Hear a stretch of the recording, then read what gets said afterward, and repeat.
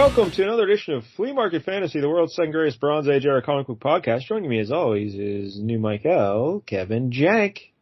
I'm here, Mike Dell, and in case you don't think it's the real me, check my cheeks. Well, that's a reference not to this comic book. Sadly, no. That's to a movie we watched recently on the LCS Hockey Radio Show. But, Jank, tell the kids what we're reading today. Well, for this very special Thanksgiving episode of the show, we're going to be talking about the Teenage Mutant Ninja Turtles Raphael micro series.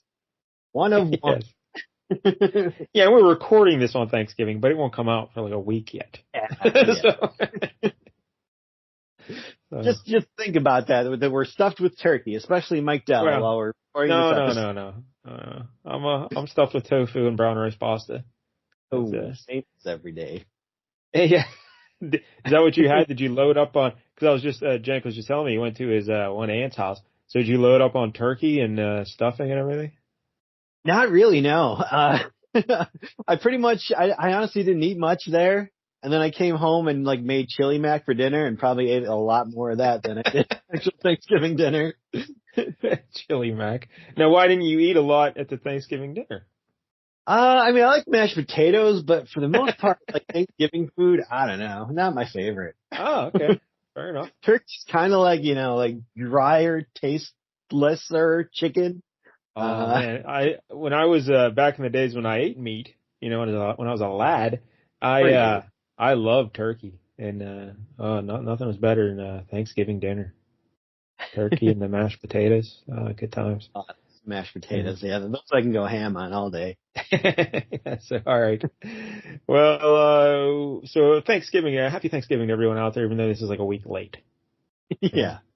Well, still slightly less than a week, but So, yeah, but you said we're reading the micro series of Raphael, Teenage Mutant Ninja Turtles.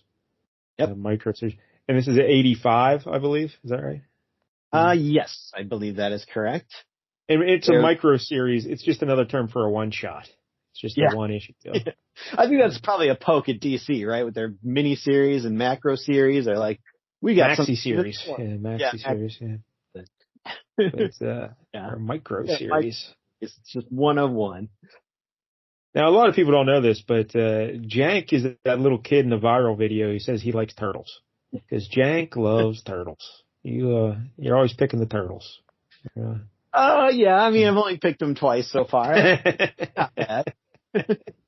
Pretty good at it. I only picked them twice. Now, the first Turtles, this is actually the third Turtles book we've done in the 270 some odd shows of this here podcast. You and Michael and G.I. Joe Lee the first time, I believe. That's right. Yeah. And we did one of the original issues there. And then the second one you picked was like a kid's version that was terrible. Yeah, I swear that series does get better, but that one, so much. So this is series. This is going back to the original run, but it's a micro series. It's a one shot. There was a series of these, basically 4 of them, one focused on each of the Ninja Turtles. 3 of them, I believe, are kind of important, and then there's the Michelangelo one, which let's just not talk about. Well, all right. Well, we're going to have to talk about that. But before we do, let's remind everyone that if you're watching on YouTube, please like and subscribe. I think we're up to 306 subscribers, I saw. So we picked up a few this week. A couple there. Got some and if the goal is 500, and Jank will make me watch Dark Knight, or I always say read Dark Knight. You can watch it. Oh. No, I'm good. It's bad. But, I'll try that. And also, remember, I got a book out there, Monkey Flip, about a chimp detective. You'll love it. All right, so... hey, all your friends are going to be asking for it. So, the micro series, you said they each got one, and 3 of them are important, and the Michelangelo one is not. So... I've looked through them, and, the Michelangelo one seems to just be him fighting some criminals, and then, like, he dresses as Santa and goes to, like, the mall or something at the end. I don't know. Like, it doesn't seem very crucial to your understanding of the Ninja Turtles.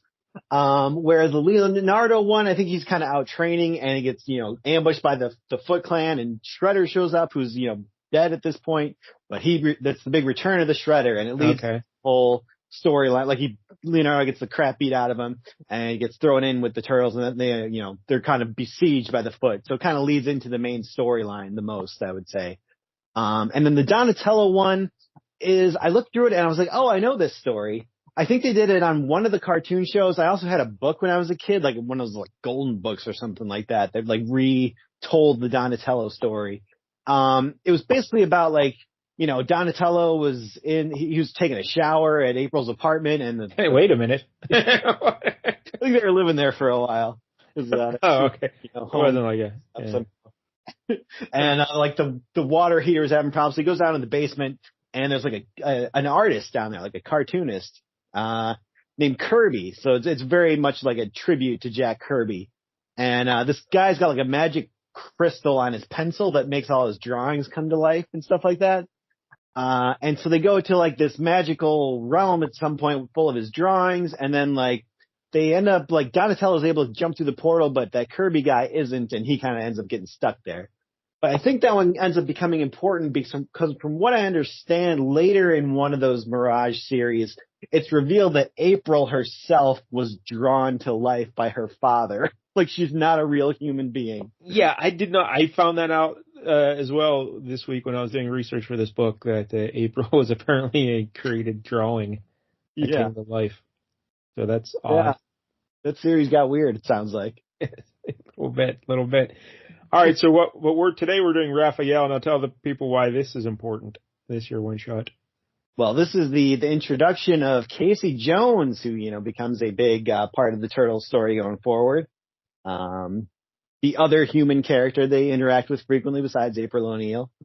Yeah, like if you're familiar with the cartoons or even, I guess, the movies, right? 1990 movie, he did, like, Elias Koteas plays him, and he does a great job.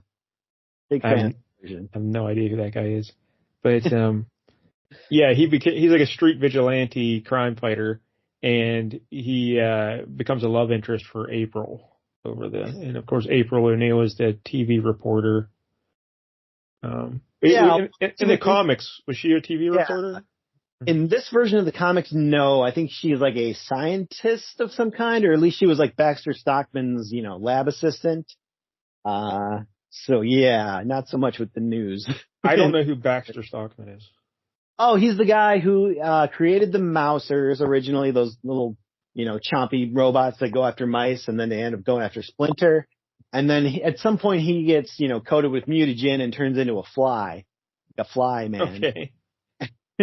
I'll take your word for it. I have no idea. Yeah. So for those who never read the Turtle comics, they were black and white, and they were gritty and more violent, right? Yeah. Although this story here, it wouldn't really, I don't know. There's implied grittiness, but not so much actual grittiness. But the Turtles everyone's familiar with, the Cowabunga, We Love Pizza, and all that stuff, that didn't come in until the comic or the cartoon. Yeah, that's right. And like obviously the issues were black and white, so you couldn't tell the color of the bandanas, the little masks they wear on their eyes. But whenever they're on the covers of those books, all the little masks were all red. Yeah. So the only way to differentiate the Turtles was by their weapons. Yep. Like, what do you do if they're just eating pizza? Like, they have to hold their weapons so you know who's talking? Like, yeah, it seems like such an obvious thing to do to differentiate them by color on their mask, and that's exactly what the toy company did when they got the rights to them. They're like, well, yeah, we gotta differentiate these turtles, and so for the toys in the cartoon, that's when the colored masks came in. So I don't think this was the case necessarily in the old cartoon show, but definitely like the toys did this as well, where they changed the shading of the turtles slightly. Like Donatello was almost brown. And Michelangelo's rich emerald green, and they were different shades of green. But in terms of the mask, Raphael, the one we're reading today, of course, he kept it red, so he never changed anything. And Michelangelo is orange, Leonardo blue, Donatello purple. So, but yeah, the Turtles, the comic book version of the Turtles, much different than the cartoon version of the Turtles. Yes, But, very much so. Not as goofy. They didn't constantly fight a bumbling shredder who couldn't seem to do anything right. Like the whole pizza thing wasn't around until the cartoon either. Like that was just Yeah. right. Yeah, I think that's true. Yeah. All right. Casey Jones. Now, when I hear Casey Jones, I think of two other Casey Jones first. One was Casey Jones, the engineer, the train engineer, who saved a bunch of people when could have been a horrific railway accident, but he died, and so and they commemorated him with the Ballad of Casey Jones. You ever hear this? Yeah. So couldn't sing it, but yeah.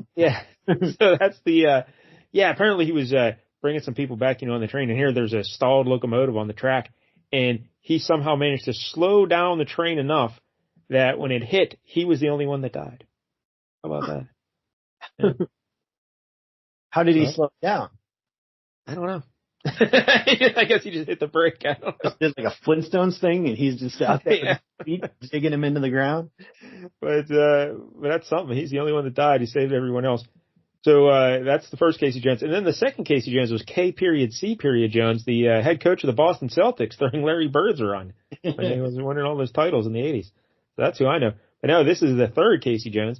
And this guy, he becomes a vigilante because he's watching a lot of TV shows like T.J. Hooker, the A-Team, and all that kind of stuff. And he gets inspired to go out on the streets and clean them up. And he uses baseball bats and hockey sticks and golf clubs. That's what he uses. Sports paraphernalia. Wears a hockey mask. Has like a big golf bag full of, golf clubs and baseball bats and hockey sticks. Yeah, that's what he does. And he's kind of, they just said they were trying to, is it Mike Eastman and Peter Laird? Right? Kevin Eastman and Peter. Oh, Kevin Eastman. Sorry, Kev. But they were just trying to spoof the vigilante heroes at the time, like your Batmans and your Daredevils and your Punisher, I'm sure. Was also involved. Sure, I would say it was definitely a major one they were spoofing here. Yeah, I thought the major one would be Punisher as well, but then I read a quote from Eastman, and he didn't even mention the Punisher. So I was like, wow. Yeah, he mentioned Daredevil. Daredevil didn't kill anybody or, even want to kill anyone, or same with Batman. Like, that seems pretty obvious that he's a Punisher ripoff, but yeah. So I didn't hear why they called him Casey Jones, though. I couldn't figure that out. But called him Casey. It's like a Casey at the bat type thing, and they got it from there. Oh, okay. That would, I guess, the baseball bat thing. Yeah. All right. So I don't know. There's really not much else to. I mean, we're all familiar with the Turtles, right? And sure. I've heard of them once or twice. And I guess this Raphael fella, and for those who don't know, he's the one with the size, like Elektra. But apparently he's a bit of a hothead in the comics. Yeah. There's definitely different versions. Like in the movies, he was much more like this comic book version where he's a lot angrier. Like I remember him saying "damn" in the first movie, and I was like, "Oh, child, I shouldn't be hearing this." But yeah, he's the hothead one to tends to go off on his own and have to vent and blow off steam and that kind of thing. Normally I make a lot of notes when we do these issues so I can get all the background information on the characters. I only have one note, and that's Casey Jones's real name is Arnold. That's right. Arnold Bernard Jones, nickname Casey. Bernard. Yeah, none of that sounds like where you get the Casey from. I don't know. So, all right, let's look at this cover. Now, we read a scanned version that was been colorized. Yeah. Ted Turner got hold of this thing. Because the original cover, it's kind of like, what color is that exactly? Reddish orange and black? Yeah, red and, I would say that's about right. Why don't you describe it for us? Yeah, I'll describe the old one here. At the top it says #1 in a one-issue micro series. And it just says Raphael, big letters there. And under that, Teenage Mutant Ninja Turtle. And then it's kind of just a shot of like the corner of a brick building. So you kind of got where the corner meets. And on one side, you've got Casey Jones there standing with a baseball bat. And on the other side of the corner, you got Raphael, just holding one of his sais. And it's like, they're on a collision course here. Both trying to sneak up on each other. Yep.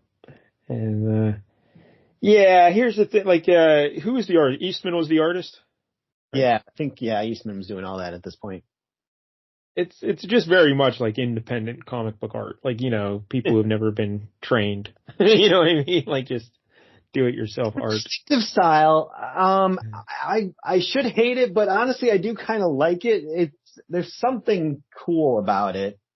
I don't know. I still kind of like it. He'll still sometimes do like, I remember I was buying like, this like Batman meets the Ninja Turtles series, and he would do some of the covers and stuff. And I was like, oh, I kind of like this. Like, this does look kind of cool. Yeah. But yeah, it's what you'd expect from Yeah. independent comic. Yeah. It's better than the last Turtles issue we did. Yeah, I suppose. Embarrassed. All right, so we open it up and we see again the only way we know the turtles is by their weapons, and here they're not using weapons in this opening scene. So now the only way we can tell them apart is because they address each other by name every time they talk. Yeah. I guess that's how you have to do it. It's the only way you can. So again, that's why you don't do it this way. Exactly. Draw the turtles a little bit different. Like somebody's got, I don't know, more pronounced snout or something like that. So we see a turtle that we know is Raphael by the dialogue being thrown across the panel there into some boxes. And good fall, Raphael. Yeah, way to get your ass kicked over there. Good job. And then we see Raphael, Teenage Mutant Ninja Turtle in Me, Myself, and I. Yeah. By Kevin B. Eastman and Peter A. Laird. Thank God they have the initials. Those belts on in this version, like the cartoon ones did either. Oh, okay, yeah. They have fancy like ninja, sash belts. And we see Raphael, he's bleeding from the mouth there a little bit, and then he comes and he's like, "You had it, Mike. Friend or no, you got to go." Yeah. And he's fighting with Michelangelo, but again, it looks like two Raphaels fighting because it really does. There's no difference at all. Yep. Hard to tell who's winning or because they both look the same. Thank God they keep calling each other by their names. So. But yeah, how does the fight go there, Jank? How does it end? So Raphael does a dragon punch, but he's himself up for another punch here, and Mikey just kind of cracks him, and then Raph gets mad, and he starts now he's gone full roid rage, and it's just like punching him. He like gives him a kick right in the belly, or like knees him in the belly. Then he punches him in the face, but he's like, "You think you're so good, but you can't beat me. Not now, not ever." And then Mikey kind of throws him into the boxes again. Good thing those boxes are everywhere. And pride goeth before a fall, buddy. And then Raphael comes out of the boxes. He found himself a weapon, all right, but not his size. He just got himself like a pipe wrench. And he's like, "Oh boy, now you're gonna get it." He's like, "You only beat me because you cheated." And he's about to go, hit him over the head with this pipe wrench. And Leonardo has to kind of step in and be like, "Raphael, have you lost your damn mind?" Like, what are you doing? Yeah. You could kill him. And Raphael's like, "Oh, Leo, I'm sorry. I don't know what came over me there." And Leo just yells at him. He says, "Hey, you get the hell out of here. Go cool off, Yeah. Get out of here." Hit the showers. Yeah. So he leaves, and he just crashes through a wall to leave, too. It looks like he just jumps through a window. I hope that's not April's apartment. She's gonna be pissed. And he just can't get a hold of himself. Like, what happened? Because I just went blank. All I could feel was intense anger. And he's running through the city there trying to calm down. And he gets up on a rooftop overlooking the city. And across the street there, we see a apartment and a guy watching TV shows. Like we said, the A-Team, TJ Hooker, and all those kinds of shows. And it's Casey Jones. He's sitting in there, and he's got some. Look at this apartment that Casey Jones lives in here. Yeah, so, he's a real neat freak. Casey Jones. He's got some nice posters with some sexy games, so that's good. And he's just sitting shirtless in his lazy boy doing bicep curls. This is your life, isn't it? Except pull-ups, I guess, instead of biceps. Yeah, and he's got multiple TV sets on, and he's watching all these shows all at once. So that's pretty sweet setup he's got there. Yeah. Yeah. See some Dirty Harry there. And he decides, yep, time for me to be a vigilante. So he puts on his hockey mask, and he gets his golf bag full of weapons. I hope this is not the first time he's gone out, because if this is his origin story, it's pretty weak sauce. Like, hey, I was watching 3 TVs and decided, oh, well, I'm going to go fight some crime. So he goes jumping around the rooftops looking for trouble, and he sees a lady getting mugged by these 2 punks. And it just so happens that Raphael is also down there on the street, and he sees it as well. And Raphael intervenes, and he beats the hell out of the guys. And Casey Jones is on the rooftop still, and he looks down and he says, hey, he's letting them go. What's up with that? Yeah. That green little freak. That little green freak or whatever he calls him. I don't know. But even the lady who Raphael saves, he gets her. She's terrified of him. She wants to run away from Raphael. Yeah.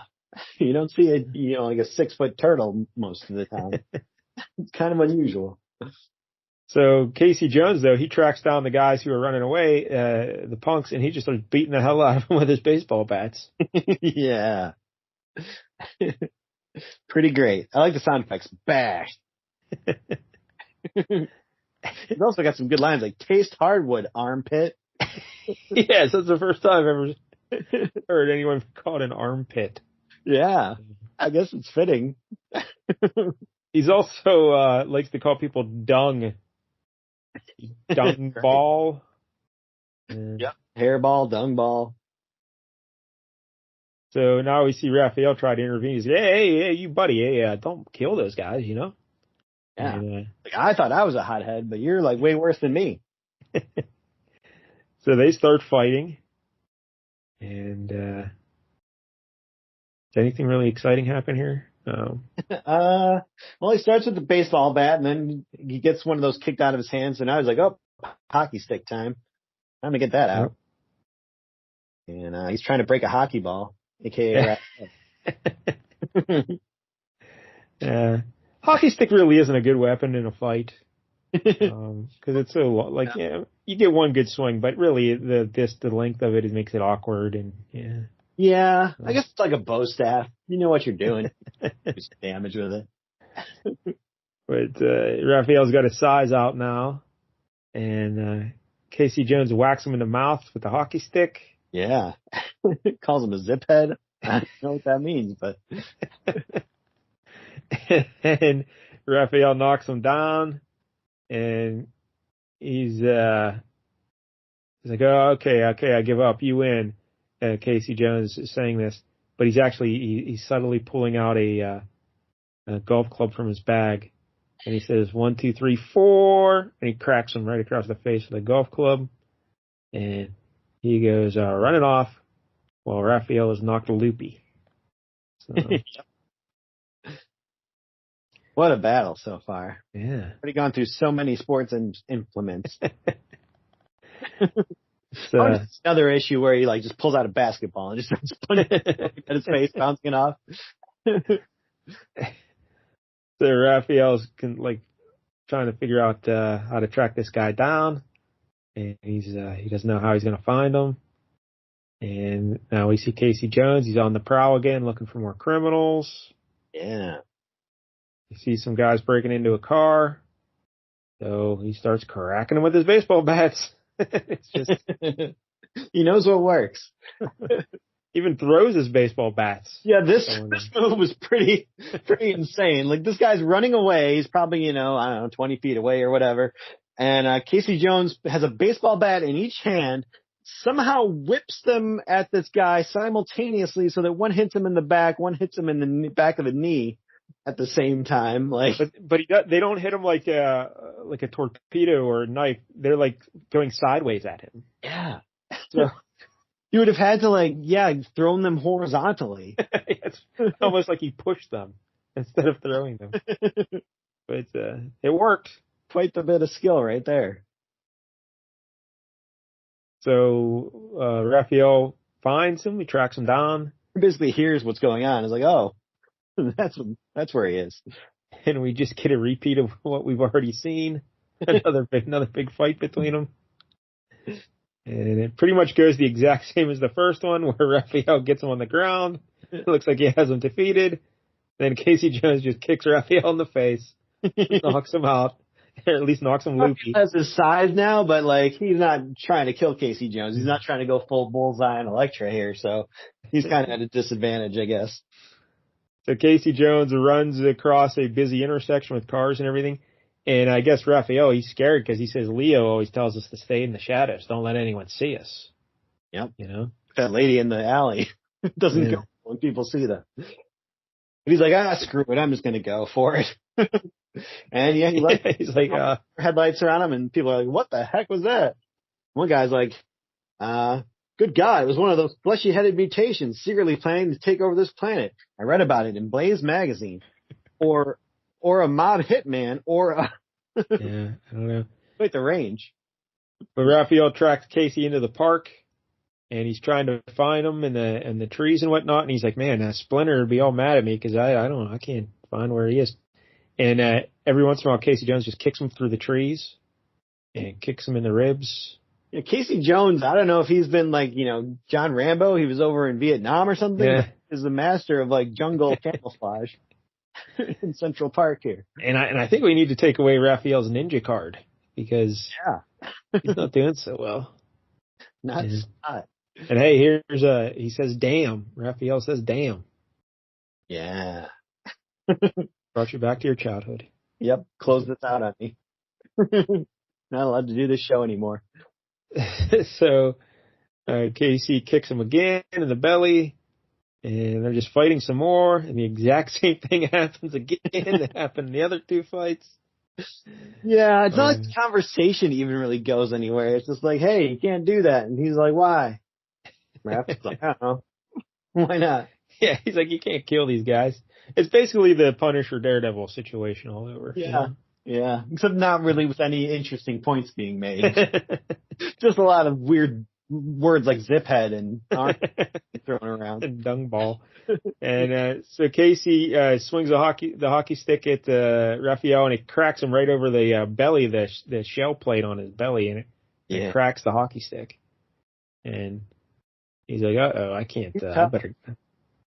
So he hops over a bench. I don't know. It's like some huge obstacle to get around. They each have to get around a game today. I don't know. That guy like jumped over that defensive guy. That was insane. So they're still fighting some more, and Raphael gets the upper hand again. Finally. But this time, Casey Jones says, all right, I give. I've had enough. Yeah. I'm done. Yeah, they're all beaten and bruised. Even Raphael's kind of got all these cuts all over him. So now they actually have a conversation.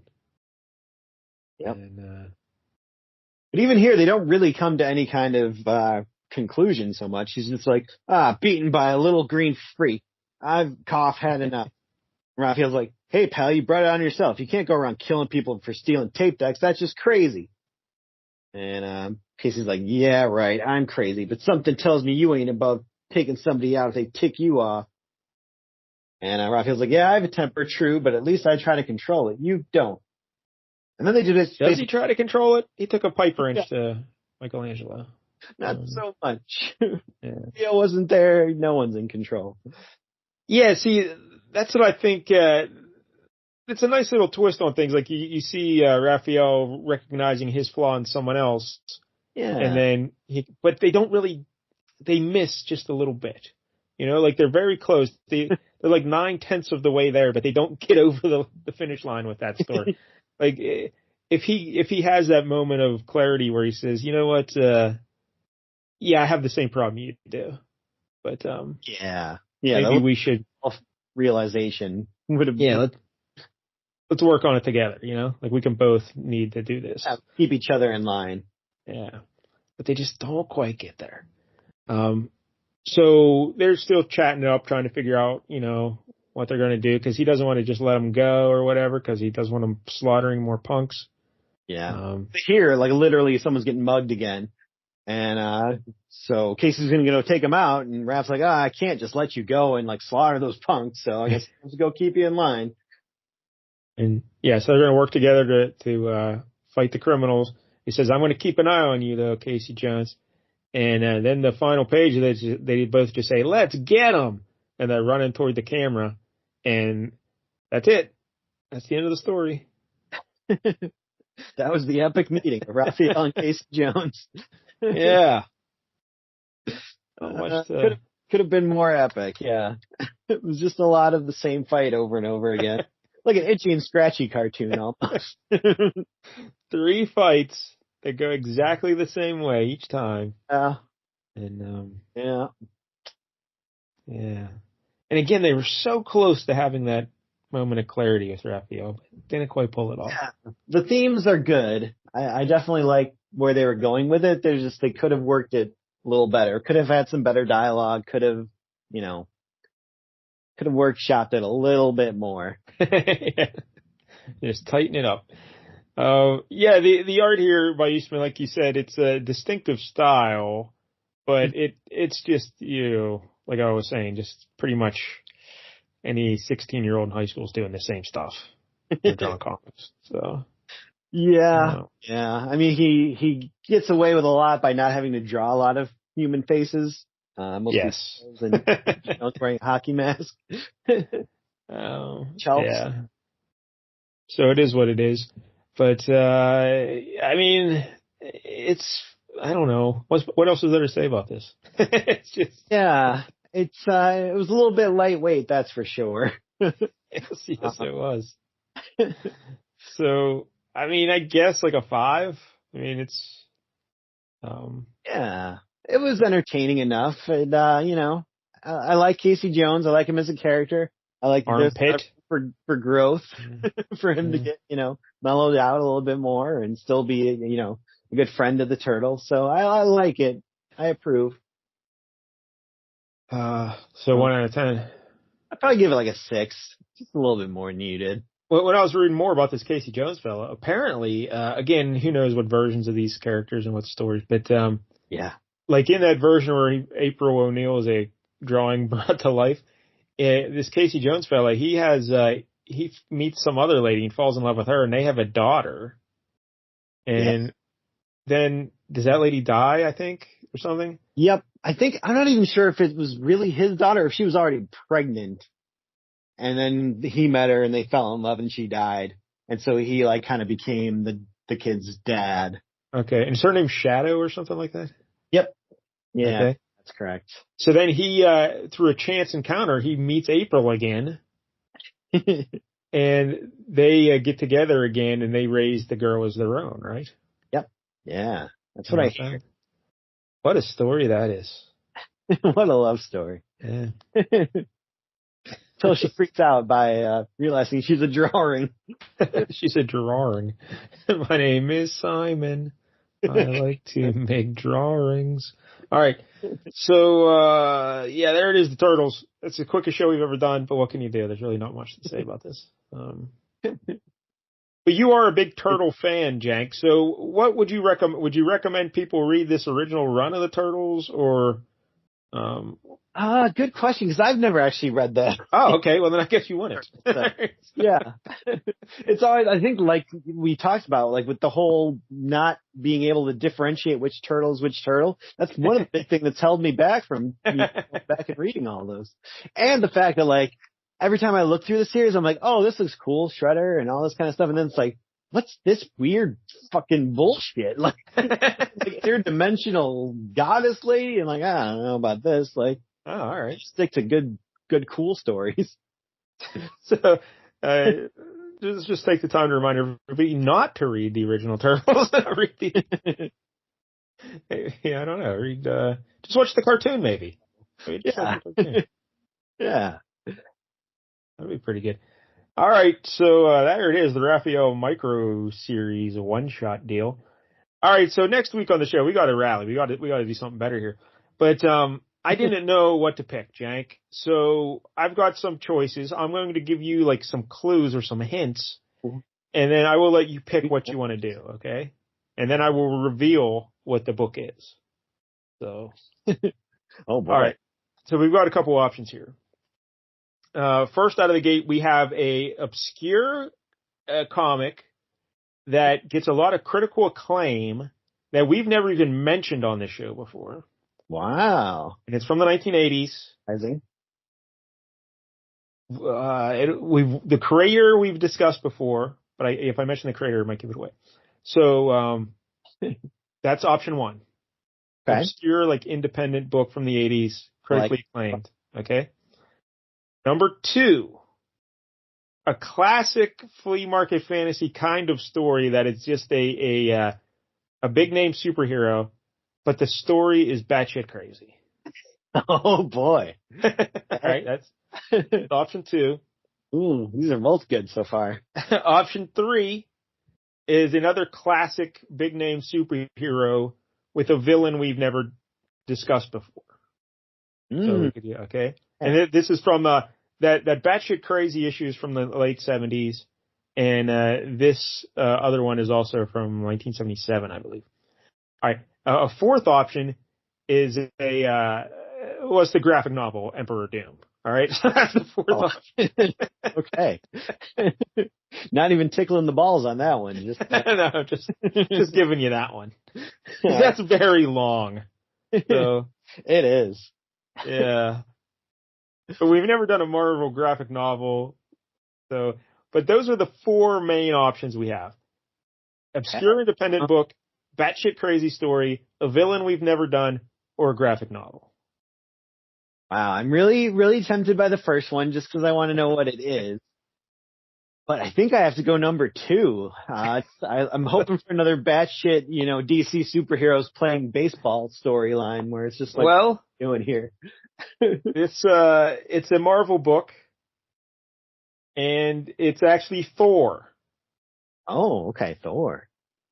And we're doing issue 290 of Thor, where he fights a professional wrestler called El Toro Rojo. That's right. Sounds like he would make quick work of him, but okay. The mighty Thor gets involved in a professional wrestling match against a guy named El Toro Rojo, the Red Bull. Oh boy. Okay. Now you feel disappointed, like don't you? Handicap match or something? How is this? I don't know, but it's very odd because I love professional wrestling. Yeah. And, but this is he's like hitting. He must be an enchanted professional wrestler because like on the cover he's hitting with Mjolnir and it's doing nothing. Maybe Loki gave him some like enchanted Uru boots or something. But this is a classic flea market fantasy book here. So it sounds pretty ridiculous. Yes, it is. The Mighty Thor, issue 290. All right, so the one with the villain we've never done, that was going to be Iron Man 100 again for the second week. That's a potential candidate with the Mandarin. And that obscure book was John Sable Freelance. Oh, you know what? I was just looking at that recently. Oh, would you want to do that instead? We can do that if you want. It's up to you. Either one. I wasn't sure if because I was trying to find a good John Sable Freelance. That's by Mike Grell. And Green Arrow, Mike Grell. Yes, that's exactly right. So I was trying to find a good one. It seems like a lot of the issues early on are about big game hunting or something. I don't know. That seems weird. And there's like that Kraven the Hunter movie. Yeah, there's like a Maltese Falcon parody at some point. And there's one where he's trying to protect a witness that seems okay. Does he go to like an Amish country? He has to hide out? No. But the fact that you've heard of John Sable Freelance, maybe we should do that.